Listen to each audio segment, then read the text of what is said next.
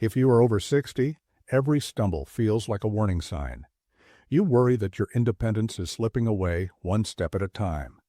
It is terrifying to feel like the ground beneath you is no longer reliable. Most people assume this is just an inevitable part of getting older. They think their legs are simply becoming too weak to hold them up. But here is the truth that nobody tells you. Your balance issues are not a muscle problem. They are a communication breakdown. Imagine your feet are like a GPS system that has gone offline.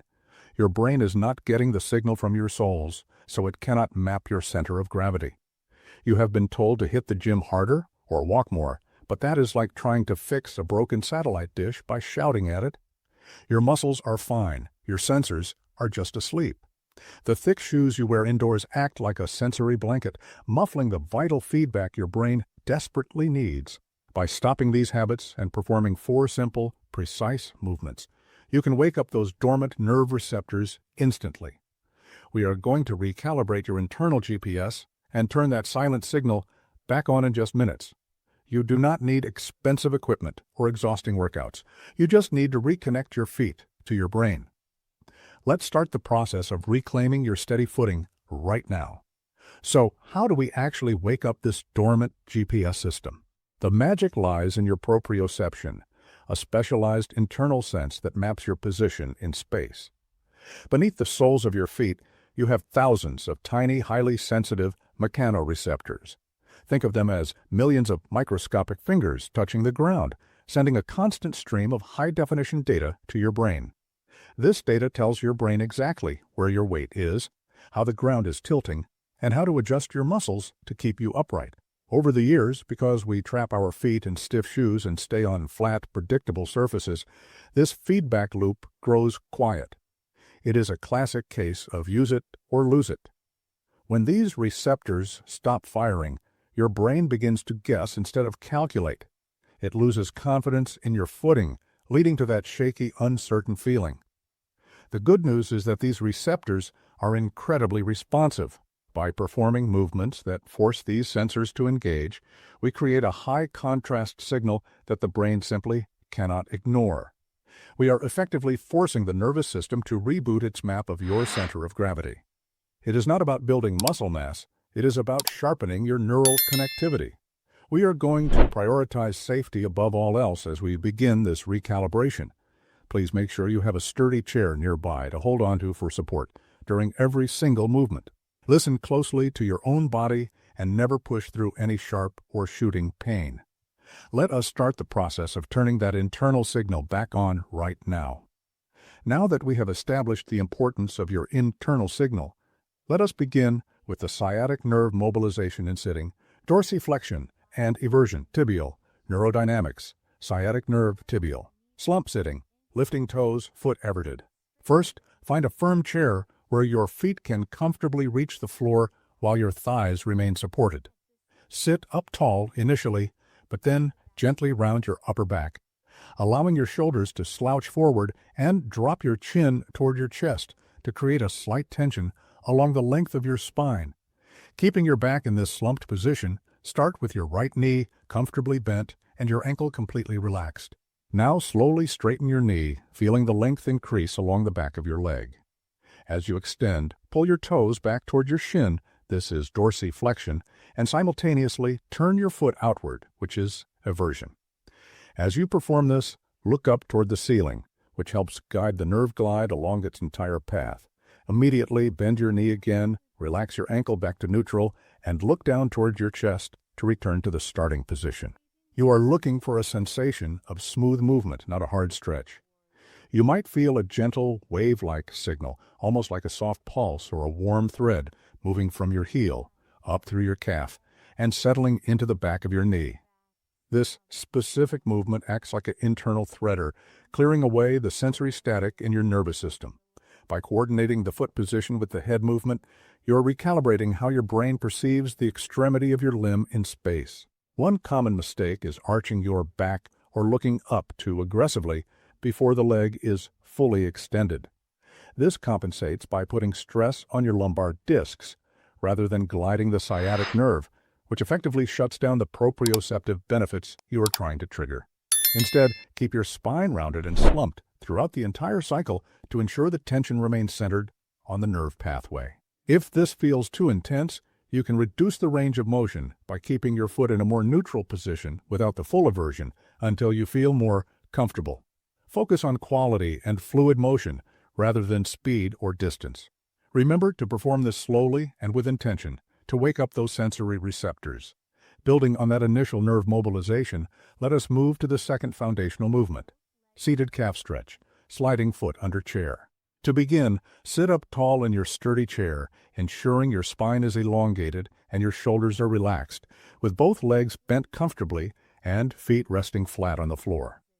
Slide the foot of your affected leg backwards underneath the chair, keeping it in a controlled, rhythmic motion until you feel a gentle but definite resistance. It is critical to endeavor to keep your heel firmly planted on the ground throughout this entire movement, as the ground contact is the primary trigger for our sensory receptors.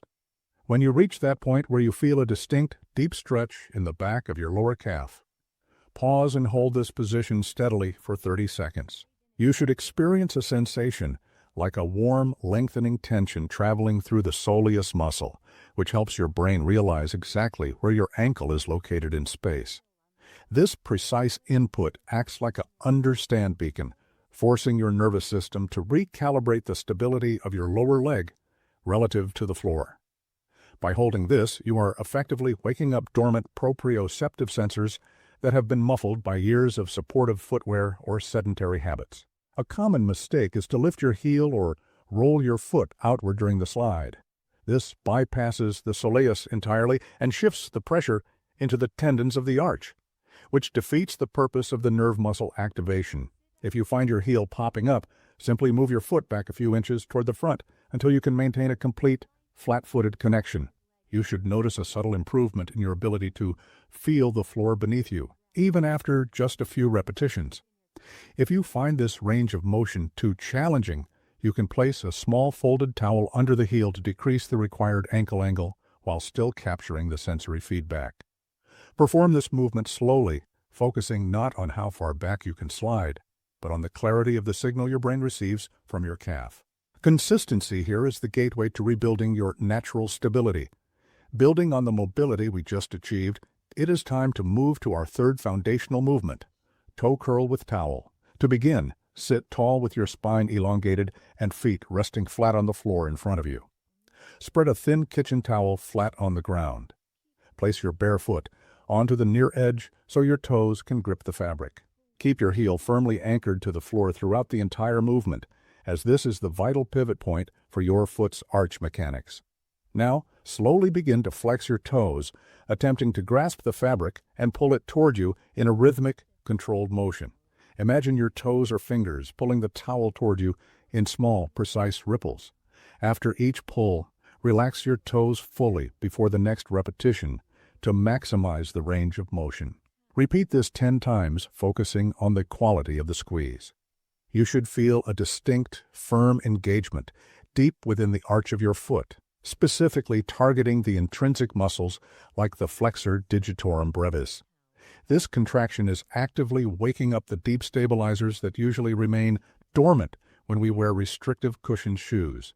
You will notice a subtle yet powerful localized heat developing in the midfoot area as you command these tiny muscles to contract against the resistance. This sensation is your neural pathway firing back to life, reestablishing the crucial connection between your foot and your brain's balance center. A common mistake is trying to curl the entire foot or lifting the heel off the floor to gain extra leverage. If you lift your heel, you engage the larger superficial muscles of the lower leg, which completely bypasses the small, delicate intrinsic muscles we are trying to re-educate. Always keep that heel glued to the ground to ensure the force is isolated to the arch. If you find the movement too difficult initially, simply reduce the towel's resistance by choosing a thinner material. By strengthening these intrinsic muscles, we are building a more responsive, stable foundation that will support your weight with far greater precision during your daily walks. Let us maintain this focused, deliberate pace as we continue to rebuild your internal sensory map. Building on the foot dexterity we just refined, we move into our fourth foundational movement, ankle circles seated, Ankle circles AROM, CW, CCW, sitting. Sit upright with your back supported firmly against your chair, ensuring your spine is elongated to allow for clear pelvic alignment. Straighten your left leg out in front of you, holding your thigh if necessary, and keep the rest of your body completely still. Slowly begin tracing the largest circle possible with your toes, visualizing your ankle joint as a well-oiled hinge moving through every degree of its range. Focus on moving your foot in a clockwise direction, maintaining a slow and deliberate pace that resists any jerky movements. Perform these circles with extreme precision, noticing how the tibialis anterior muscle on your shin and the peroneals along the side of your leg must recruit fibers to control the descent and ascent of your foot. After completing your reps, switch directions to counterclockwise, feeling the resistance shift slightly as you challenge the opposing tissues. Once finished with the left, repeat the exact process with your right foot. You should feel a deep, warm sensation of fluid movement within the ankle joint capsule itself. This warmth is the physical manifestation of synovial fluid lubricating your joint, which helps dampen impact forces when you eventually walk.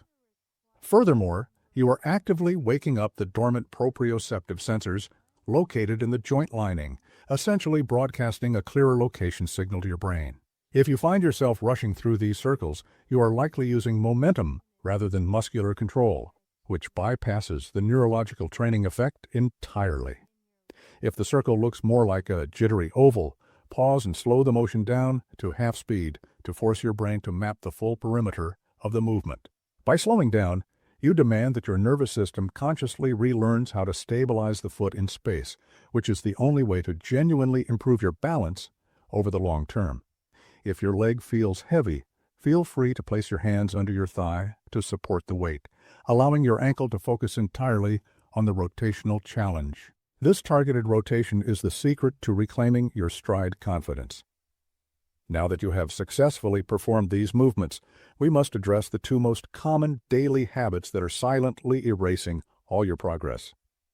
First, consider how you walk through your home or neighborhood. Many of us fall into the trap of walking with our eyes strictly fixed on our feet, constantly monitoring for obstacles. While this seems like a safety precaution, it is actually disconnecting your vestibular system from the horizon. By ignoring the distance ahead, you prevent your inner ear from recalibrating to your movement in space, forcing your brain to rely on visual feedback rather than your natural internal sensors. The fix is simple. Practice the horizon walk. Keep your chin level, gaze forward at eye level, and trust the sensors in your feet to navigate the ground. Second, we must address the sensory deprivation caused by thick, cushioned slippers. These soft, non-flexible barriers act as a sensory blanket, completely numbing the crucial mechanoreceptors under your soles. When your feet cannot feel the texture, hardness, or slope of the ground, your brain receives a muted signal, leading to uncertainty in every step. To fix this, aim to spend as much time as possible barefoot or in thin, flat-soled socks indoors. This allows the thousands of nerve endings in your feet to receive unfiltered feedback from the floor, effectively waking up your brain's awareness of your center of gravity. Stop these two habits today, and you will notice your confidence on your feet skyrocket. To turn these movements into a permanent shift in your balance, we need to talk about your daily prescription. I want you to perform this entire 4-exercise routine 3 times a day, every single day. Consistency is the secret ingredient that tells your brain these neural pathways are now top priority. Spend about 2 minutes on each exercise, focusing on slow, deliberate control. Whether it is right when you wake up midday during a coffee break or before you head to bed, these moments of recalibration will add up to a stronger, more stable you. Remember, we are not looking for exhaustion. We are looking for clear communication.